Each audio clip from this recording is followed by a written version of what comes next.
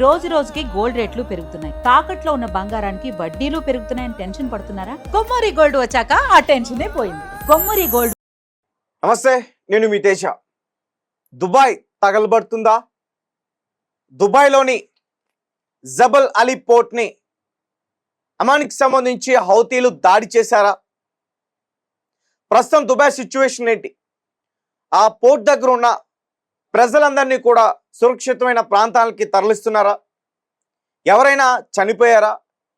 అలాగే ఎవరైనా గాయపడ్డారా? ఇంతకుముందు ఇరాన్ చేసిన దాడుల వల్ల జబల్ అలీ పోర్ట్ దగ్గర భారతీయులు 6 మరణించిన విషయం అందరికీ తెలిసిందే. అయితే ఇప్పుడు తాజాగా మళ్ళీ దాడి జరిగిందంటూ కూడా ఒక వార్త బయటకు వచ్చింది. 20 నిమిషాల వ్యవధిలో 7 ప్రాంతాల్లో ఆ ఇనిషియల్ పోర్ట్ దగ్గర, అలాగే ఈ ఏరియా దగ్గర సో అక్కడ అటాక్ జరిగింది. 7 ప్రాంతాలంటూ కూడా ఒక న్యూస్ బయటకు వచ్చింది.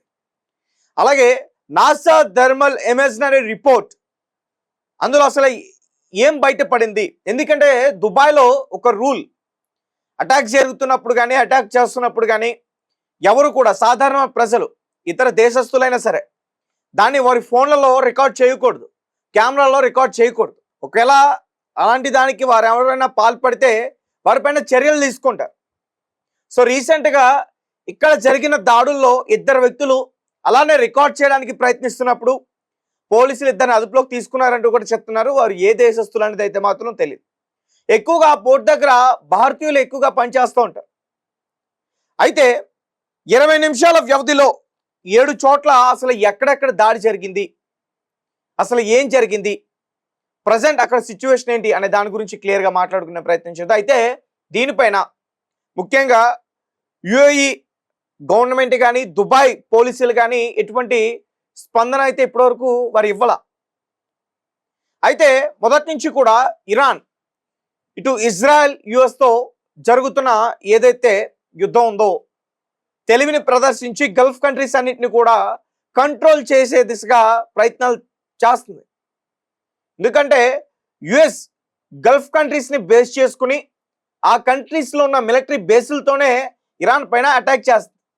సో ఇరాన్ ఏం చేస్తుంది, డైరెక్ట్గా యుఎస్ మిలిటరీ బేసెస్నే కాకుండా గల్ఫ్ కంట్రీస్లో ఉన్న ముఖ్యంగా సౌదీ అరేబియా, బహ్రాన్, కువైట్, ఖత్తర్ ఇటువంటి దేశాలన్నింటిని కూడా టార్గెట్ చేసుకుని వారి ఇన్ఫ్రాస్ట్రక్చర్ పైన అటాక్ చేస్తుంది, వారి ఇంటర్నేషనల్ ఎయిర్పోర్ట్స్ పైన అటాక్ చేస్తుంది, వారి పవర్ ప్లాంట్స్, వారి ఆయిల్ రిఫైనరీస్, డిసాలినేషన్ ప్లాంట్స్ ఇవన్నీ కూడా చాలా చాలా ముఖ్యమైనవి ఈ గల్ఫ్ కంట్రీస్కి.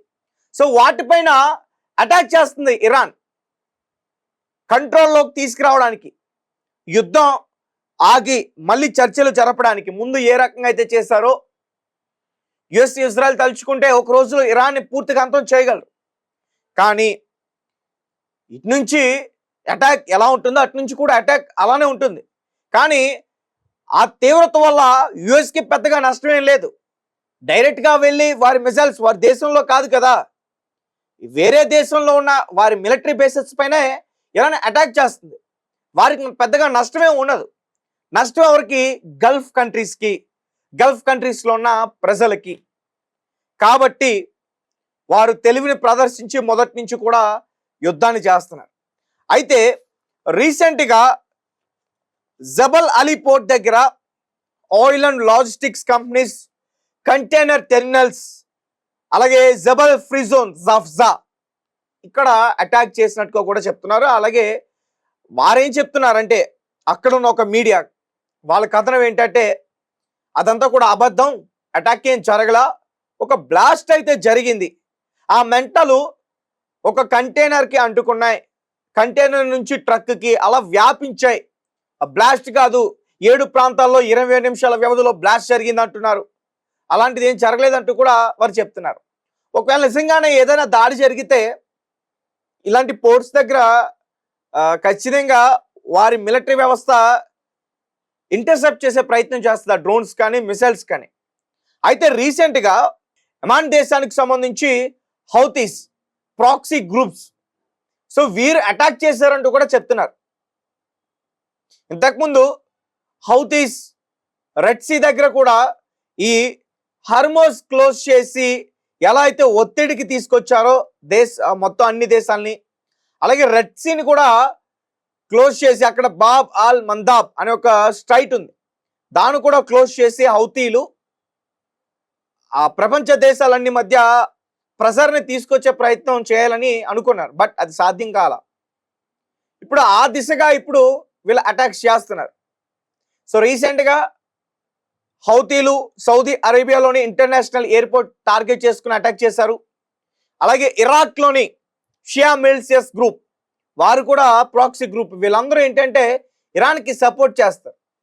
సో వారు కూడా సౌదీ అరేబియాలోని యుఎస్కి సంబంధించిన బేసెస్ కావచ్చు, ఇంటర్నేషనల్ ఎయిర్పోర్ట్స్ కావచ్చు, వాటిని టార్గెట్ చేసుకుని అటాక్ చేసే ప్రయత్నం చేశారు.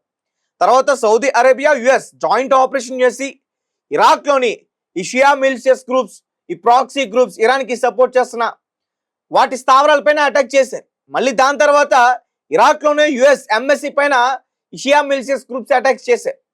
సో అలా జరుగుతూ ఉన్నాయి అటాక్స్. కువైట్,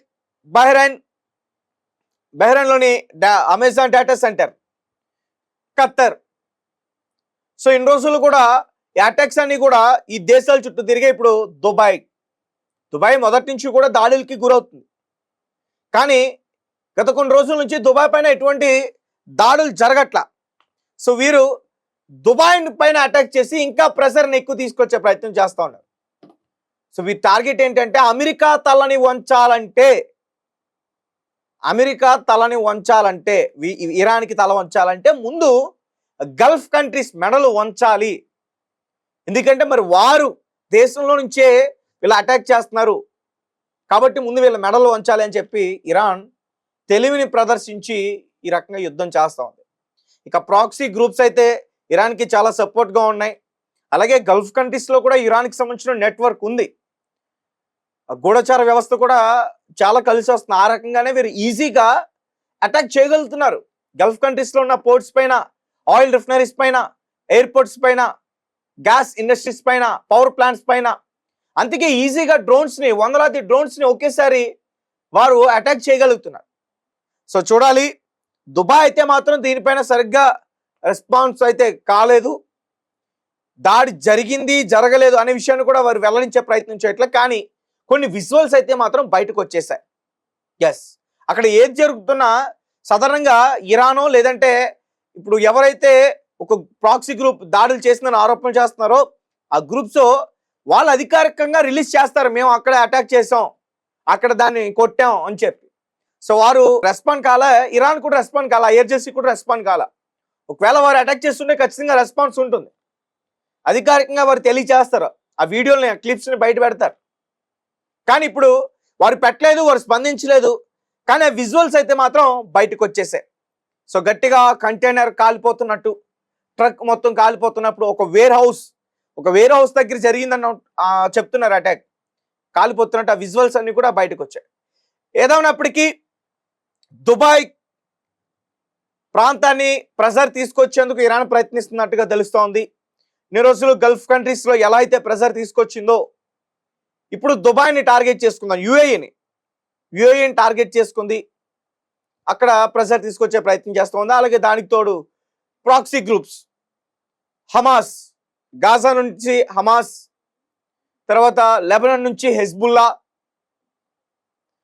యెమెన్ నుంచి హౌతీస్, ఇరాక్ నుంచి షియా మిలిషియస్, ఈ గ్రూప్స్ ఇవన్నీ కూడా వీరికి సపోర్ట్గా ఉన్నాయి. ఐఆర్జేసీ ఏంటంటే వీరికి ఆయుధాలు ఇస్తుంది, ఇంటెలిజెన్స్ వ్యవస్థ కూడా వీరికి సహకరిస్తుంది అన్నమాట.